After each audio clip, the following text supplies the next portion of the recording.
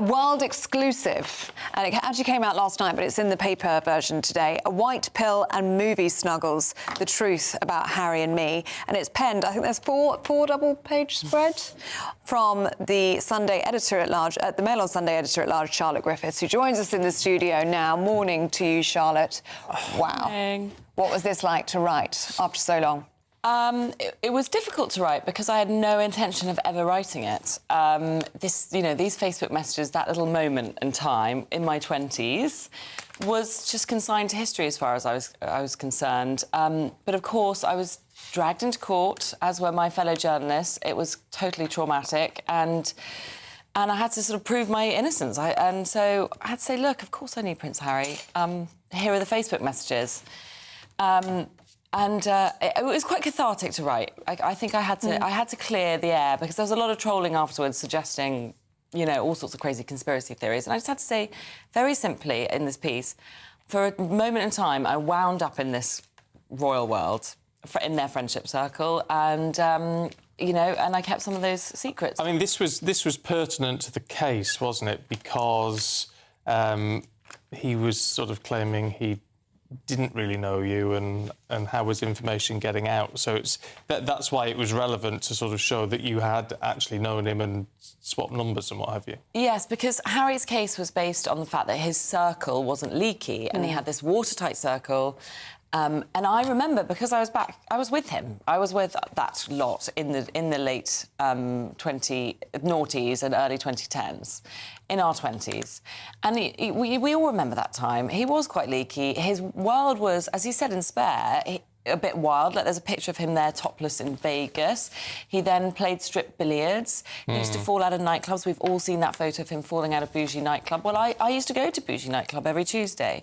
So I thought his case was flimsy because he was a very open person back then, and I felt that I was an example of that because I was there. I'm the same age as Harry, and I was there at the time. And it was a wild time. I was really struck by that, reading this article. The Harry that you knew in the late noughties and the early 2010s, and the Harry as the figure that we know now. He just seemed very wild and free back then. Yeah, he was wild and free, and actually the palace helped him, really, be a normal 20-year-old. These are pictures you'd never see with William, obviously, the future king. He was lucky to have such freedoms, that he could get away with falling out of nightclubs and going to Las Vegas. I don't recognise the Harry that I see now. But back then, he was joyful. His friendship circle was incredibly warm and open and kind, and it was a very relaxed and jolly time. And there was a little bit of an understanding that some of the things I saw, or people around him saw, wouldn't leak out into the press. And I think he kind of underestimates how much he was protected by both me, his friendship circle, who, they weren't watertight, but, they kind of protected some facts and maybe not others. I think he forgets all this now that he's looking through the lens of victimhood. Can we talk about this little white pill? Oh, yeah. I mean, what was going on there? Well, that was just this little joke he had to kind of buy somebody's silence.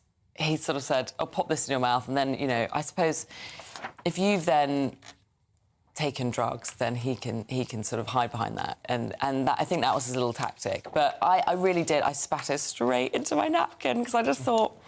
And what do you think it was? If it isn't a paracetamol, I don't know. I just don't know. I think it was probably just a paracetamol. But he was testing. It didn't look like a paracetamol, but no, it was a test. It was just a test. I think it was a bit of a party trick that he does. And I just remember so clearly thinking, God, I wouldn't want to be on a Class A drug in front of Prince Harry at this dinner. Did you have to see him in court when you were giving evidence? He was actually on Zoom. And so there was this kind of Zoom and it said DOS, which was quite intimidating. But I didn't really focus on that. I was focused on his lawyer, who was just badgering me and haranguing me and making me out to be this sort of fantasist, and said that I'd overplayed my friendship with Harry. And I felt very strongly that I didn't overplay my friendship, nor did I downplay it. Because I was in the High Court, I laid out a handful of facts that set the record straight. And that's all I did. I felt I did it with no embellishment, obviously.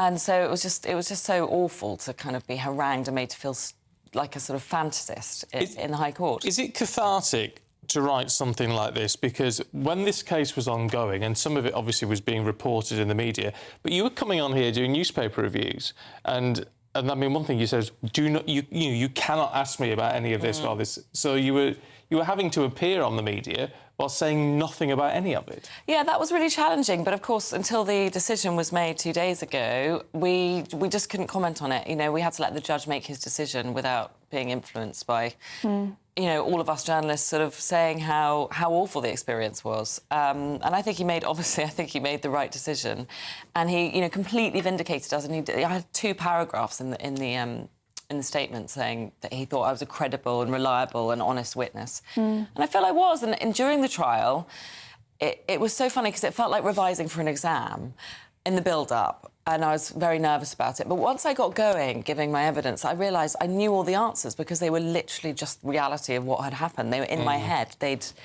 were the truth. So it wasn't too bad in the end, in the actual moment. But then the aftermath was awful because, of course, there was loads of trolling and also people thought the worst of my movie snuggles. But also, you're married with kids.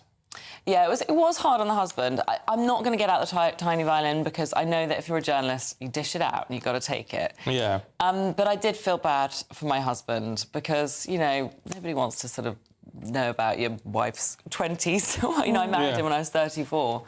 And then the other thing is just the kids. Yeah, I've got 3 kids, and I haven't seen much of them throughout this whole process because they live in the countryside and obviously have to come into London in order to, do the trial. We were waiting on tenterhooks last week. We thought we were going to find out on Thursday, so we all stuck around, and then finally we found out on Tuesday. So I'll be relieved to get back to the countryside and see them all after a week and a half now that it's all over. Oh, and what was it like for you as a journalist and your team as journalists when that judgment came in?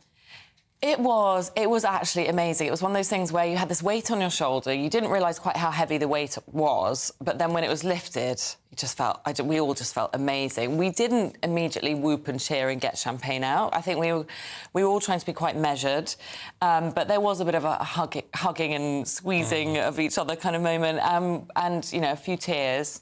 And then last night, we finally raised a glass and just said, you know, just well done to everyone who got through it, because, you know, there were other journalists who were going through a hell of a lot in their private lives at the same time, you know, relatives being unwell and everything else, and everyone just had to park their own lives, you know, and get through an 11-week trial and not complain about it, as you say, not to speak about it, and just keep calm and carry on, which, of course, given what Prince Harry is like, you know, victimhood and complaining all the time, it was frustrating, but we just had to get on with it.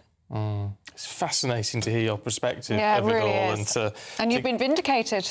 Yeah, we were definitely vindicated. It was thrilling, that part. OK. Charlotte, really, really good to see you. And you're with us on the papers for the rest of the programme, so we'll have lots more to chat to you about throughout the rest of the show. Thank you.